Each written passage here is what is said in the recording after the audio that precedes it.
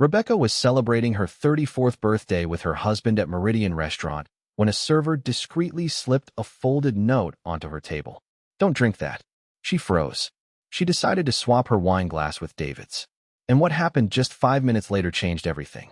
Her name is Rebecca Chun, and she's 34 years old. She never thought her 34th birthday would be the day that saved her life, but also the day she would discover the depths of marital betrayal. It was a Friday night, and her husband David had taken her to Meridian, the upscale restaurant in downtown Seattle, where he had proposed 3 years earlier. He'd chosen it because he claimed it held such romantic significance for them, or so she thought. The restaurant was elegant with floor-to-ceiling windows overlooking Elliott Bay, soft jazz playing in the background, and candlelight flickering across white tablecloths. David sat across from her, looking handsome in his navy suit, his smile as charming as the day they'd met. The atmosphere was intimate and sophisticated, exactly the kind of place that made her feel like she was living in a fairy tale.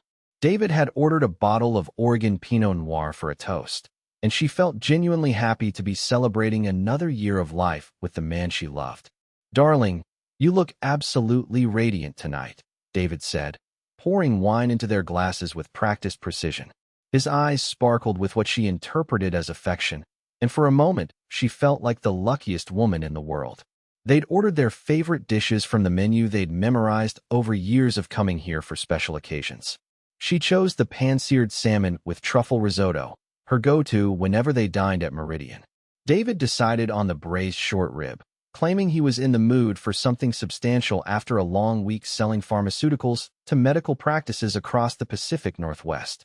Throughout dinner, the conversation flowed as smoothly as it always did. David talked about his recent success with a new cardiac medication his company was launching, and Rebecca shared her excitement about a major graphic design project she'd landed with a tech startup in Bellevue. Her freelance business had been thriving lately, and she felt proud of the creative independence she'd built for herself. But there was something different about David tonight, a subtle intensity in the way he watched her that she couldn't quite place. Whenever she reached for her water glass, his eyes would track the movement. When she touched her wine glass, he would lean forward slightly, as if anticipating something. His attention felt hyper-vigilant in a way that made her slightly uncomfortable, though she couldn't articulate why. When it was time for the toast, David stood up, glass held high with theatrical flair. "To my beautiful wife," he said, his voice carrying that familiar warmth that had won her heart years ago, "for being the most talented, creative, and loving woman I've ever known. For making every day an adventure, and for trusting me with your heart." His words should have warmed her, but something in his delivery felt rehearsed, as if he'd practiced this moment. She smiled and prepared to raise her glass, but just as she was about to take a sip, she felt someone approach their table. It was one of the servers, a young woman with dark hair pulled back in a professional bun and intelligent brown eyes that seemed to see everything.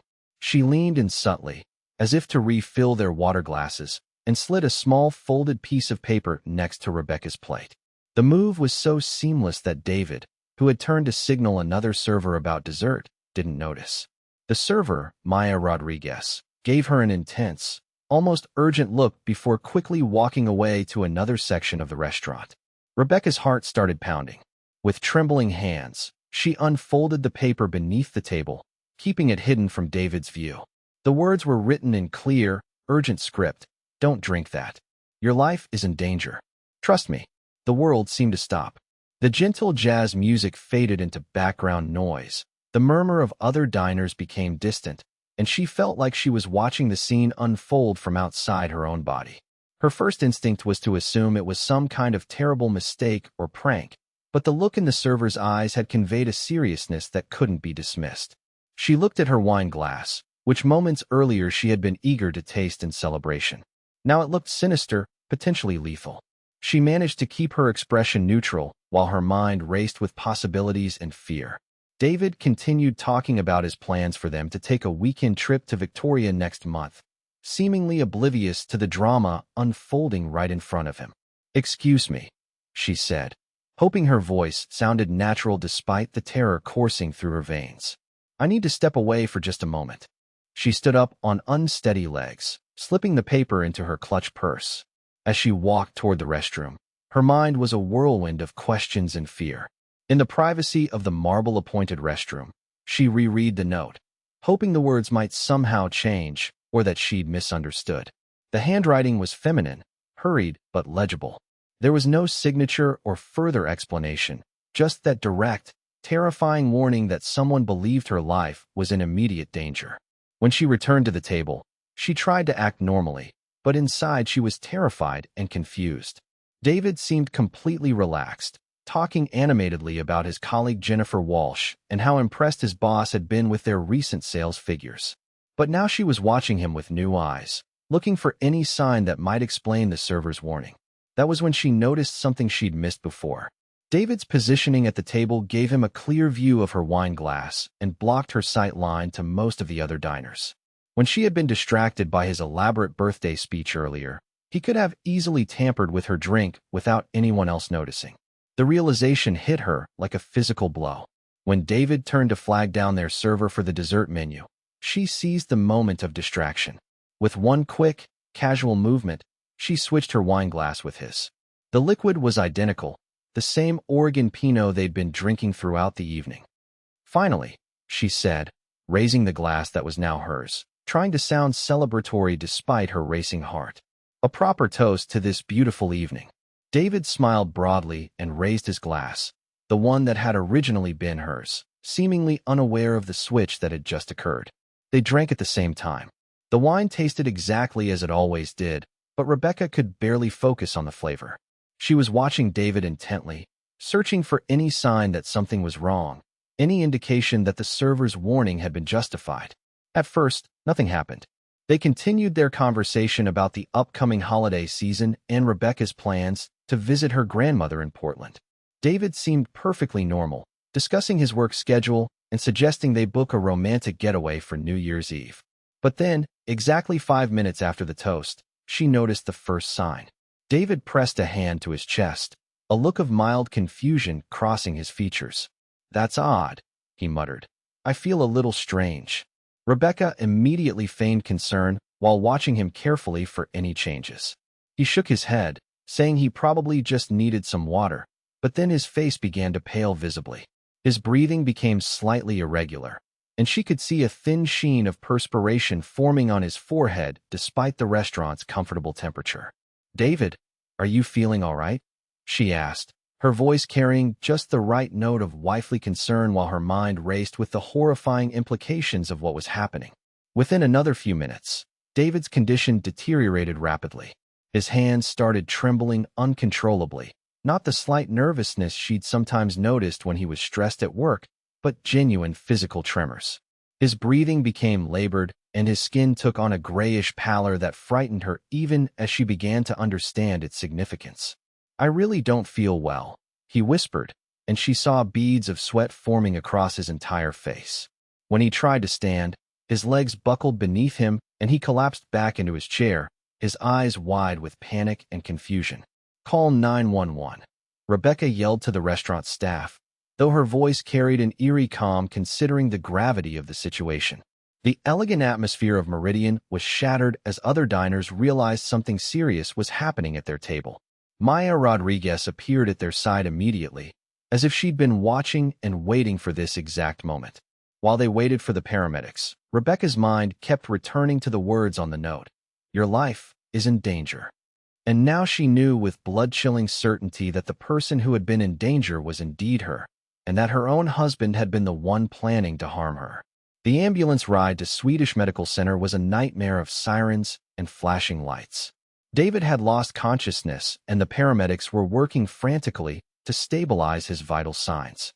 Rebecca sat in the back of the ambulance, holding his hand while her mind processed the unthinkable reality that this man, her husband of 3 years, had apparently tried to poison her on her birthday. She clutched the server's note in her other hand, feeling like it was the only evidence that she wasn't losing her mind. In the emergency room, the medical team immediately took David into a treatment bay while Rebecca was left sitting in the waiting area. The antiseptic smell made her nauseous, and the harsh fluorescent lighting created a cold, unforgiving atmosphere that matched her emotional state. She called David's brother Michael to let him know what had happened, though she couldn't bring herself to share her suspicions yet. She also called her best friend Sarah, who promised to drive over immediately to provide support during what appeared to be a medical emergency. After what felt like hours, a young doctor with tired eyes approached her. His expression was serious, and she could see in his demeanor that he had news that would be difficult to deliver. "Mrs. Chun," he asked. "I'm Dr. Martinez. You're David Chen's wife?" "Yes," she replied immediately. "How is he? What happened?" The doctor sat down across from her, which immediately told her the news wasn't going to be straightforward. "Your husband is stable for now, but we need to discuss what caused his collapse." He paused, clearly choosing his words carefully. "The results from his blood work show the presence of several cardiac medications in extremely dangerous levels." Rebecca frowned, trying to process this information. "Cardiac medications? But David doesn't have any heart problems." "That's correct," Dr. Martinez explained. "The substances we found include digoxin, quinidine, and propranolol. These are powerful heart medications that, in the concentrations we detected, could have been fatal." Rebecca felt as if she'd been struck by lightning. "Are you saying someone poisoned him?" she asked, her voice barely above a whisper.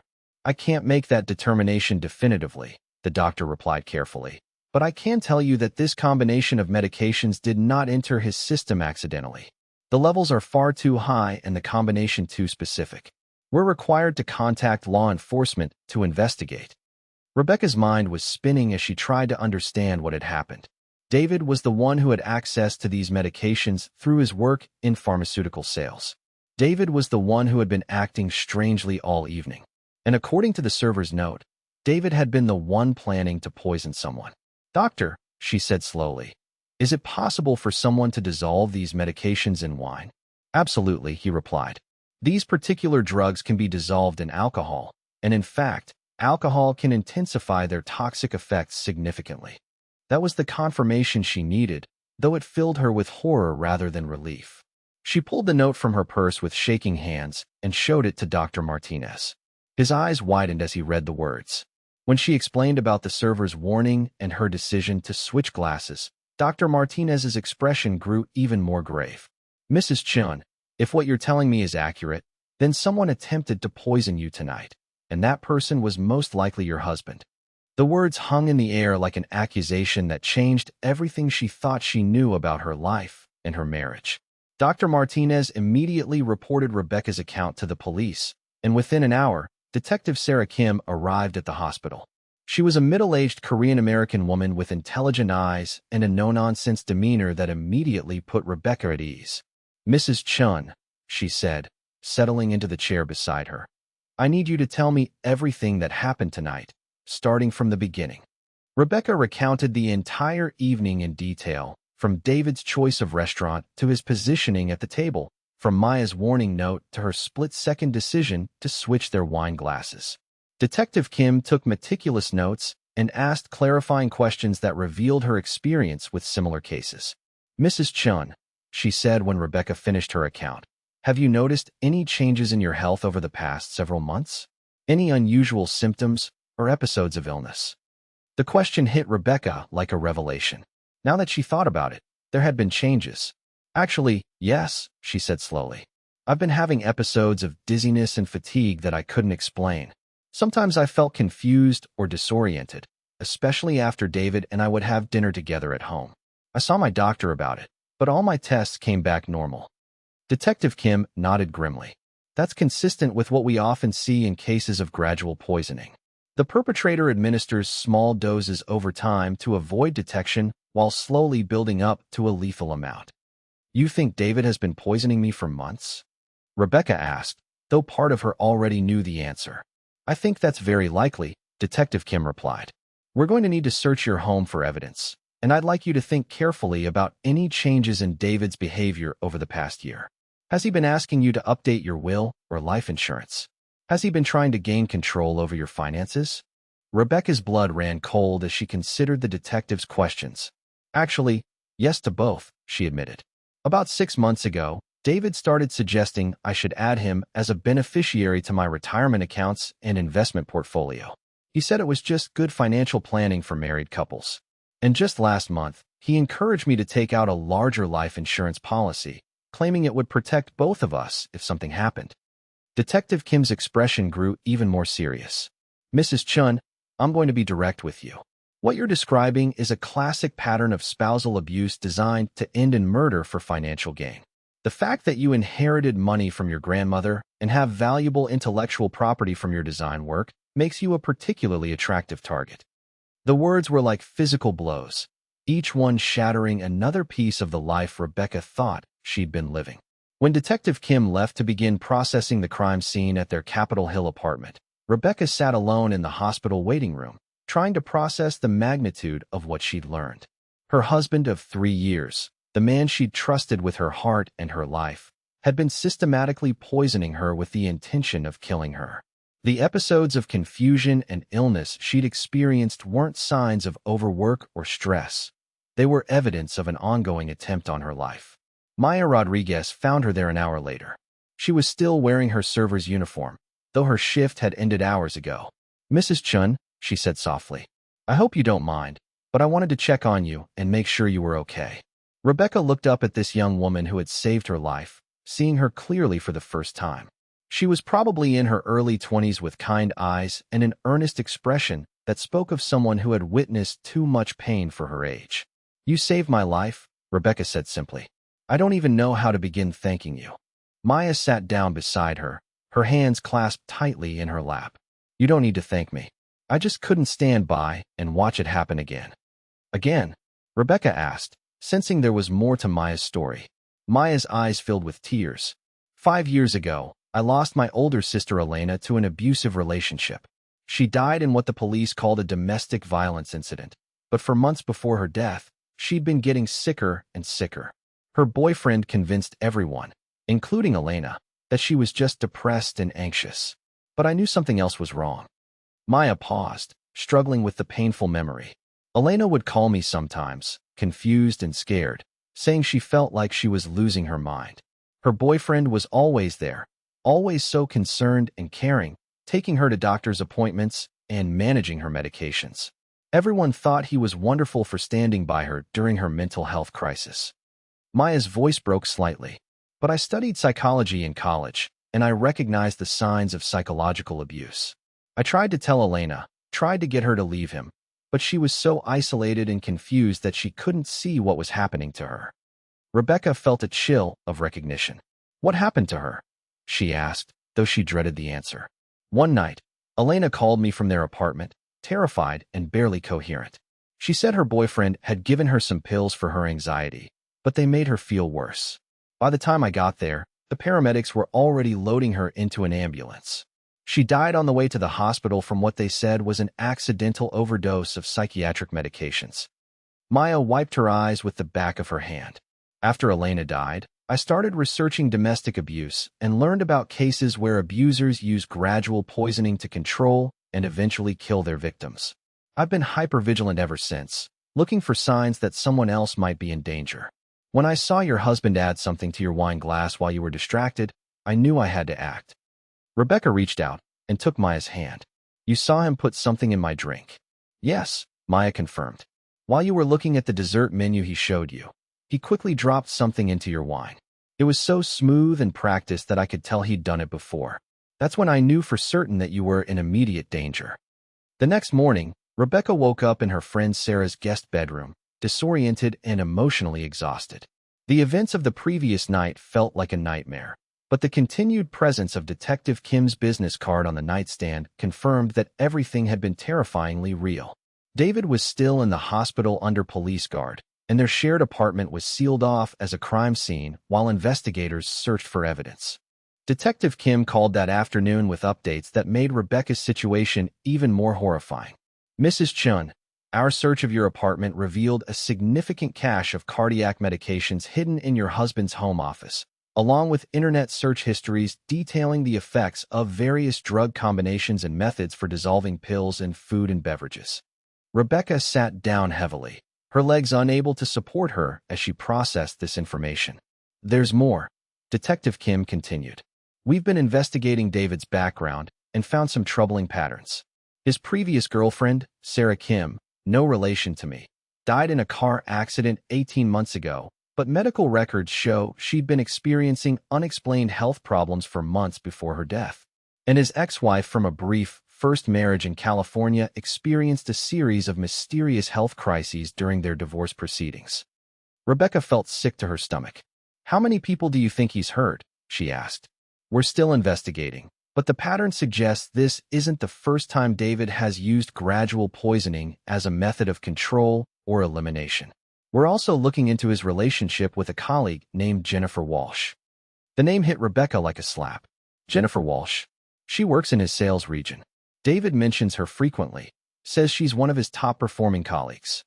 "Mrs. Chun, we found evidence that David has been having an affair with Jennifer Walsh for over a year. There are hotel receipts, restaurant charges, and extensive text message communications that paint a picture of a serious romantic relationship." Rebecca felt like the ground was disappearing beneath her feet. Not only had David been trying to kill her, but he'd been betraying their marriage while he did it. The man she'd loved and trusted had been living a completely double life, planning her murder while carrying on with another woman. "Do you think Jennifer Walsh knew about David's plan to hurt me?" she asked. "We don't have evidence of her direct involvement yet," Detective Kim replied. "But we are investigating her role. What we can say is that David's financial situation would improve significantly after your death. Your life insurance policy, combined with your inheritance and the value of your graphic design business, would make him a wealthy man. And Jennifer Walsh would be free to pursue a relationship with him without the complication of a wife." That afternoon, Maya Rodriguez came to visit Rebecca at Sarah's apartment. She brought tea and homemade cookies, simple gestures that felt incredibly meaningful given the circumstances. "How are you holding up?" Maya asked as they sat in Sarah's sunny kitchen. "I keep thinking I should feel angry," Rebecca said. "But mostly I just feel confused and scared. I can't stop wondering how I missed the signs, how I could have been so blind to what was happening." Maya nodded understandingly. "That's completely normal. David is a skilled manipulator who spent months conditioning you to doubt your own perceptions. The confusion and memory problems you experienced weren't signs of weakness. They were evidence that you were being systematically poisoned." "Maya," Rebecca said, "can I ask you something about your sister? Did she ever realize what was happening to her before she died?" Maya's expression grew sad. "I think deep down, Elena knew something was wrong. She would call me sometimes and say she felt like she was going crazy, that she couldn't trust her own mind anymore. Her boyfriend had convinced her that her confusion was due to mental illness, but there were moments when her instincts told her otherwise." "What were those moments like?" Rebecca asked, hoping to understand her own experience better. "Elena would tell me about feeling perfectly clear and normal, and then suddenly feeling disoriented after eating something her boyfriend had prepared. She noticed that her worst episodes always seemed to happen after spending time with him, but when she mentioned this to their couple's therapist, he convinced her that she was being paranoid." Rebecca felt a chill of recognition. "David has been suggesting I see a therapist for my memory and concentration problems. He says he's worried about my mental health and thinks professional help might be beneficial." Maya's eyes widened. That's exactly what Elena's boyfriend did. He used the therapy sessions to reinforce the narrative that she was mentally unstable. The therapist, believing his version of events, would inadvertently validate his claims about Elena's declining mental state. "So the therapy was part of the manipulation?" Rebecca asked. "Absolutely. It gave Elena's boyfriend credibility when he told people she was struggling with her mental health. When she died, everyone remembered how concerned he'd been, how hard he'd tried to get her help.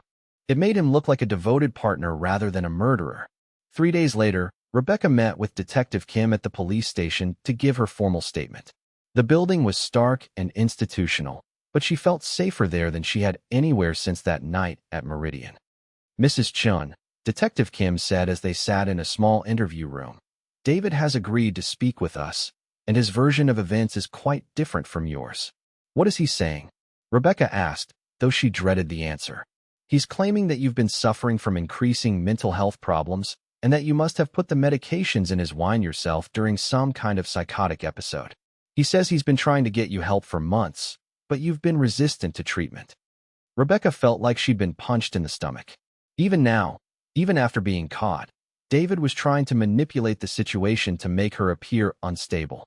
"He's lying," she said firmly. "I have never had access to cardiac medications, and I would never hurt anyone, especially not David." "I believe you," Detective Kim said, "and the evidence supports your version of events. We found David's fingerprints on the medication bottles hidden in your apartment, and his computer search history shows months of research into untraceable poisons and methods for making murder look like natural death or suicide. Detective Kim pulled out a thick folder of documents. Mrs. Chun, I need to show you some things we found during our investigation. I want to prepare you. This information is going to be difficult to process. She opened the folder to reveal printed emails between David and Jennifer Walsh.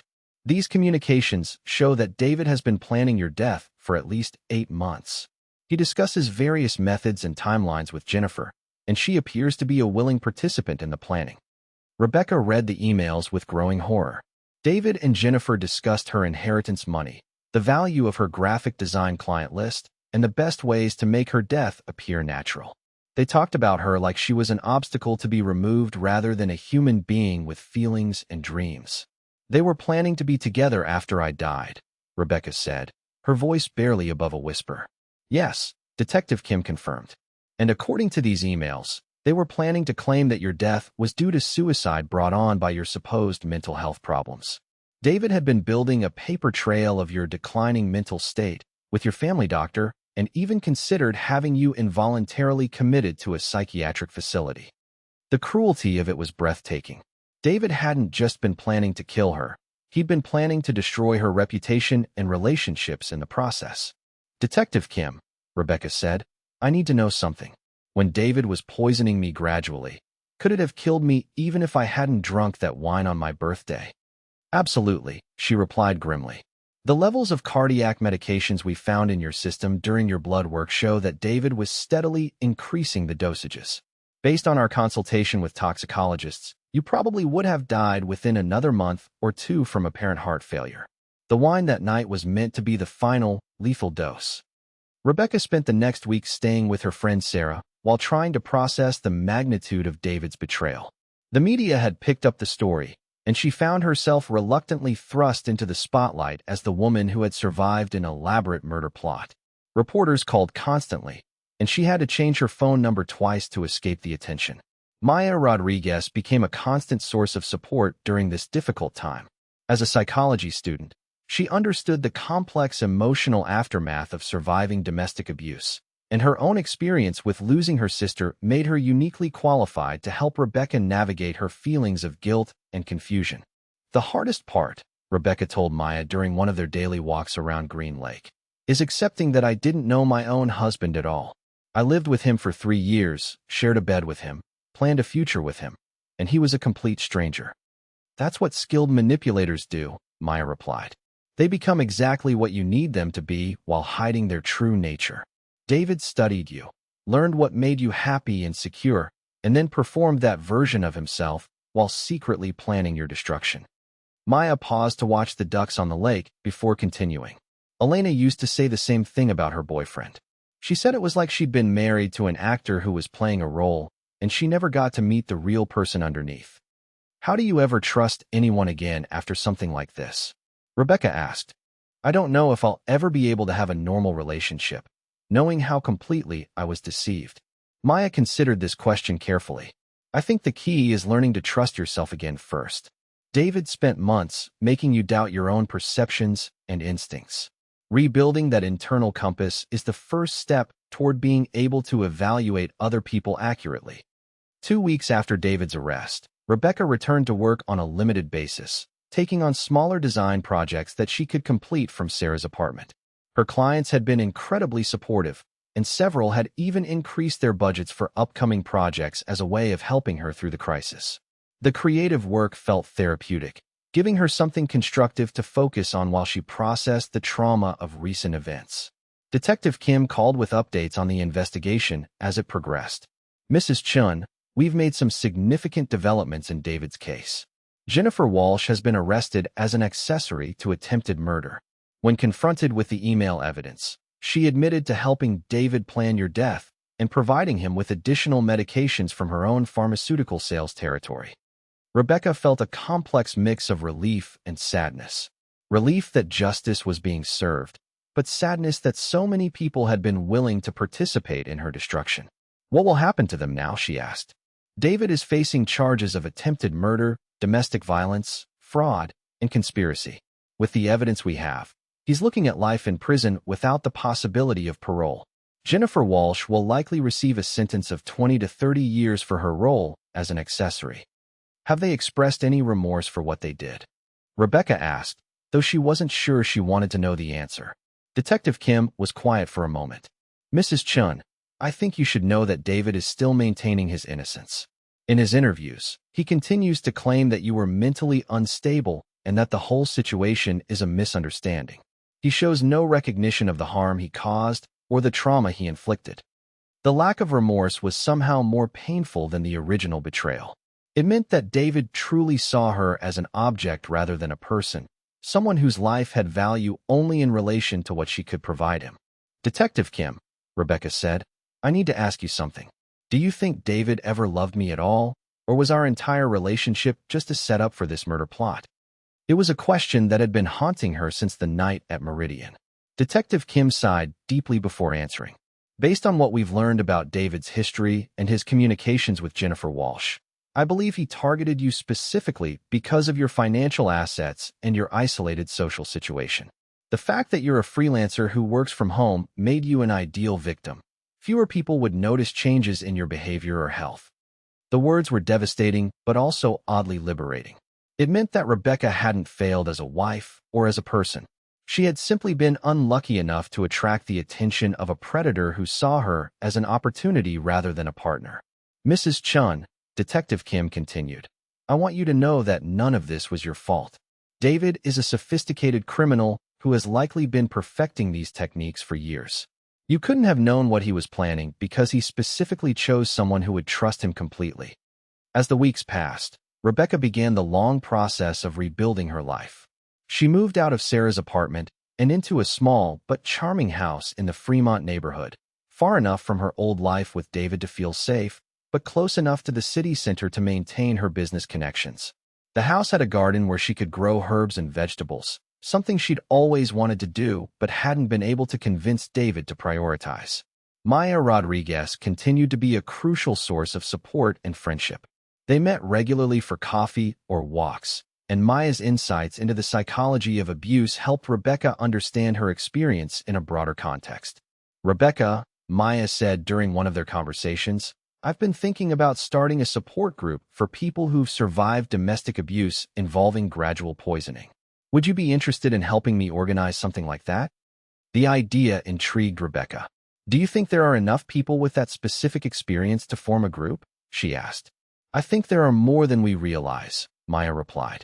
After the media coverage of your case, I've been contacted by several people who recognize similar patterns in their own relationships or in the deaths of family members. I think we could provide a valuable service by helping people identify these situations and get help before it's too late. Rebecca agreed to help with the support group, seeing it as a way to transform her traumatic experience into something that could help others. They decided to call it Survivors of Systematic Abuse and planned to meet monthly at a community center in Capitol Hill. The first meeting was scheduled for 6 weeks after David's trial, giving Rebecca time to process her own experience while preparing to help others with theirs. David's trial began on a rainy Tuesday morning in October. Rebecca had dreaded this day for months, knowing she would have to face her would-be killer in court and recount the details of his systematic abuse in front of a jury. Maya accompanied her to the courthouse, providing moral support and reminding her that she was no longer the confused, isolated woman David had tried to destroy. The prosecution's case was methodical and devastating. They presented evidence of David's internet searches, the medications found in his possession, his communications with Jennifer Walsh, and the financial motives for Rebecca's murder. Medical experts testified about the effects of gradual poisoning and how David's pharmaceutical knowledge had enabled him to carry out his plan with clinical precision. Rebecca's testimony lasted 2 full days. She recounted their relationship from the beginning, describing how David had gradually isolated her from friends and family while systematically undermining her confidence in her own perceptions. She talked about the episodes of confusion and illness that had become increasingly frequent in the months before her birthday, and how David had used these symptoms to build a case for her mental instability. Mrs. Chun, the prosecutor asked during her testimony, did you ever suspect that your husband was poisoning you? Rebecca considered the question carefully. There were moments when I felt like something wasn't right, she said. I would feel perfectly normal in the morning, but after having dinner with David, I would become disoriented and confused. But David was so concerned and caring during these episodes that I convinced myself I was being paranoid. The defense attempted to portray Rebecca as an unreliable narrator who had been suffering from undiagnosed mental illness. David's lawyer argued that she had poisoned David during a psychotic break and then constructed an elaborate delusion to explain her actions. But the physical evidence was overwhelming, and Rebecca's calm, detailed testimony contrasted sharply with the defense's portrayal of her as unstable. Maya Rodriguez's testimony was particularly powerful. She explained her background in psychology, her experience with her sister's death, and her decision to intervene when she witnessed David tampering with Rebecca's wine. I saw him add something to her glass while she was distracted, Maya told the jury. It was a smooth, practiced motion that told me he'd done this before. I knew immediately that Mrs. Chun was in mortal danger. When the verdict was read after 3 days of deliberation, Rebecca felt a complex mix of emotions. David was found guilty on all counts: attempted murder, domestic violence, fraud, and conspiracy. He would spend the rest of his life in prison without the possibility of parole. Justice had been served, but Rebecca felt no satisfaction, only a profound sadness for the waste of human potential and the destruction of trust. Jennifer Walsh's trial followed 2 weeks later. She attempted to claim that she had been manipulated by David and didn't realize the extent of his plans, but her own emails contradicted this defense. She was convicted as an accessory to attempted murder and sentenced to 25 years in prison. As she was led away in handcuffs, she looked directly at Rebecca with an expression of pure hatred, as if Rebecca were somehow responsible for the consequences of her own actions. In the months following the trials, Rebecca focused on rebuilding her life and her business. Her graphic design work flourished as clients appreciated her resilience and creativity. She hired an assistant to help manage the increased workload and began specializing in projects for nonprofit organizations focused on domestic violence prevention and victim services. The support group that she and Maya had organized grew steadily, attracting people from across the Pacific Northwest who had survived various forms of systematic abuse. Some were elderly individuals who had been targeted by caregivers or family members. Others were women whose partners had used medical knowledge to control and harm them. The common thread was the systematic nature of the abuse and the way perpetrators had used their victims' trust against them. What I've learned, Rebecca told the group during one of their meetings, is that healing isn't about forgetting what happened or pretending it didn't affect us. It's about integrating the experience into our lives in a way that makes us stronger and more aware without making us bitter or paranoid. She looked around the circle of faces, seeing her own journey reflected in their experiences. Maya, who had become a close friend and collaborator, nodded in agreement. Elena used to tell me that she felt like she was living in a fog, never quite sure what was real and what wasn't. That's what systematic abuse does. It disconnects us from our own instincts and perceptions. Recovery is about rebuilding that connection and learning to trust ourselves again. One evening, almost a year after that fateful birthday dinner at Meridian, Rebecca was working in her garden when she realized she had gone an entire day without thinking about David or the trauma he had inflicted. It was a small but significant milestone, evidence that she was reclaiming her life and her identity beyond the role of victim or survivor. She thought about the woman she had been a year ago, living in ignorance of her husband's true nature, slowly being poisoned both physically and psychologically. That woman felt like a stranger now, someone naive and trusting in ways that seemed almost incomprehensible. But Rebecca didn't regret having been that person. Her capacity for trust and love, though it had made her vulnerable to David's manipulation, was also part of what made her human. Maya called that evening to discuss plans for their support group's 1-year anniversary meeting.